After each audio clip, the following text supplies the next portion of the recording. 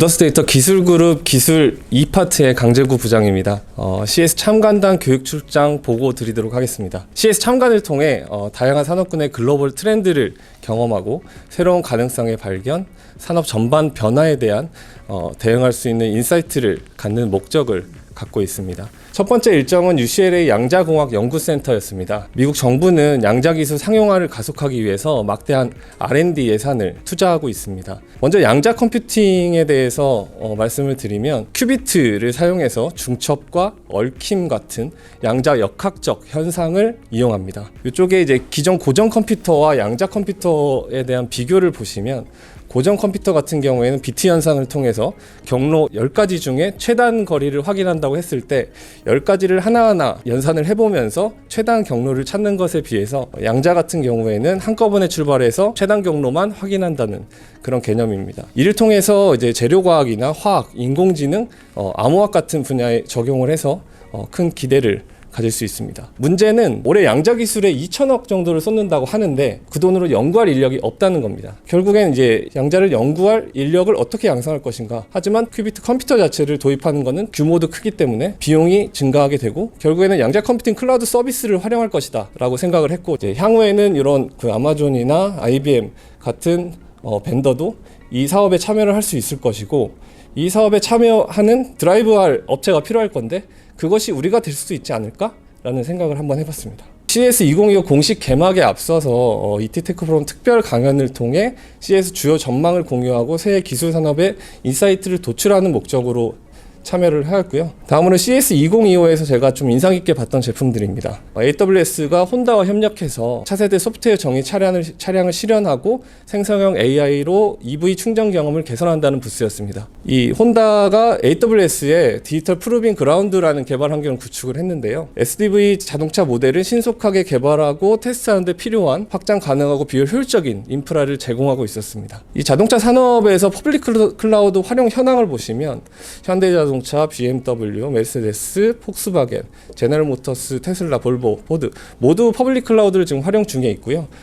다양한 분석 혹은 개발 생산 이런 분야에 활용하고 있습니다. 두 번째로는 SKT 엔터프라이즈에서 발표한 어떤 GPU 효율을 극대화하는 AI 클라우드 매니저 제품이었는데요. 기업 고객이 보유한 GPU 자원을 마치 한 대의 컴퓨터처럼 관리해서 GPU 성능을 극대화하고 AI 개발을 위한 학습 요소 시간을 단축하는 데 목적이 있는 솔루션이었습니다. 그리고 두 번째로는 이제 웅진 싱크빅이라는 회사에서 내놓은 북스토리라는 제품이었는데요. 북스토리는 생성형 AI 기술을 적용해서 책을 읽어주는 독서 플랫폼입니다. 저희가 지금 진행하고 있는 네이버 클라우드 서비스에도 이 북스토리 제품에서 반영된 제품들을 대부분 제공을 하고 있습니다. 그래서 OCR이나 아니면 클로바 스피치, 클로바 보이스, 그리고 번역 이런 제품들을 이미 제공을 하고 있기 때문에 지금 현재는 이제 저희가 사업을 진행하면서 요 여러 제품군 중에 한 개 혹은 두 개 정도를 융합해서 제공을 하고 있지만 대부분의 서비스를 융합해서 어떤 제품을 고객한테 제공할 수 있는 그런 준비도 좀 필요하다라는 생각을 좀 하게 됐습니다. 현재 진행 중인 프로젝트로 SLM 프로젝트를 좀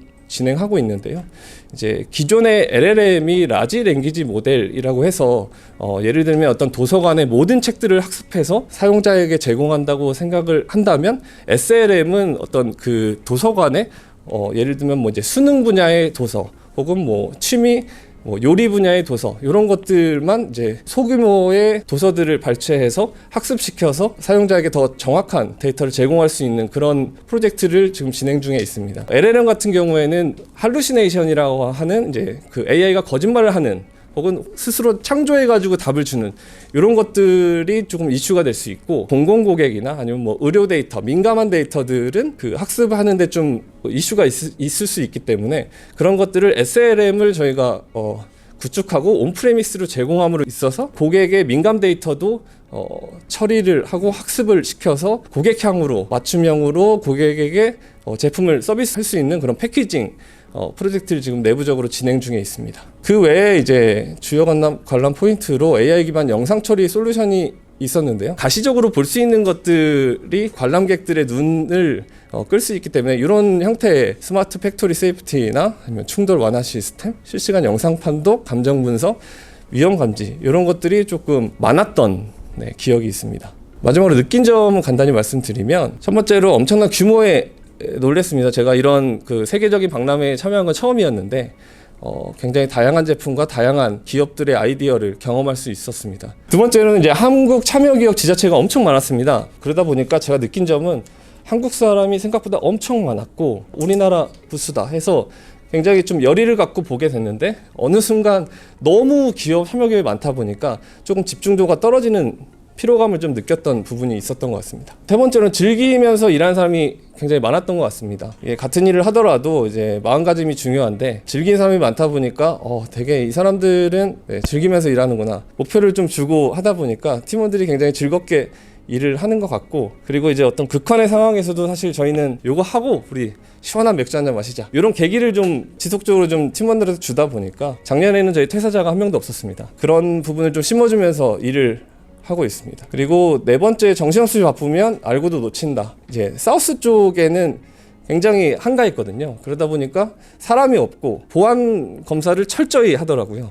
하지만 메인 출입구 쪽에는 사람이 너무 많다 보니까 바이패스였습니다. 그래서 이게 무슨 의미가 있나 저희끼리도 이렇게 얘기를 하고 그랬는데 결국에는 우리 사업에도 이제 적용을 해 보면 저희가 이제 점점 이제 늘어나는 고객 수가 점점 늘어나다 보니까 해야 될 것도 조금 놓치는 경향, 보안에 대해서도 좀 철저하게 해야 될 시기가 이미 도래했다. 그런 생각을 좀 하게 됐습니다. 저희 Snet 그룹도 보면은 지금 온프레미스, 온사이트 지원에서 점점 원격 지원이 많아지는 환경이 되고 있는 걸로 알고 있습니다. 그래서 이런 부분은 우리가 다시 한번 생각해보고 대처해야 된다. 이런 생각을 한번 해봤습니다. 여기까지 발표 마치겠습니다.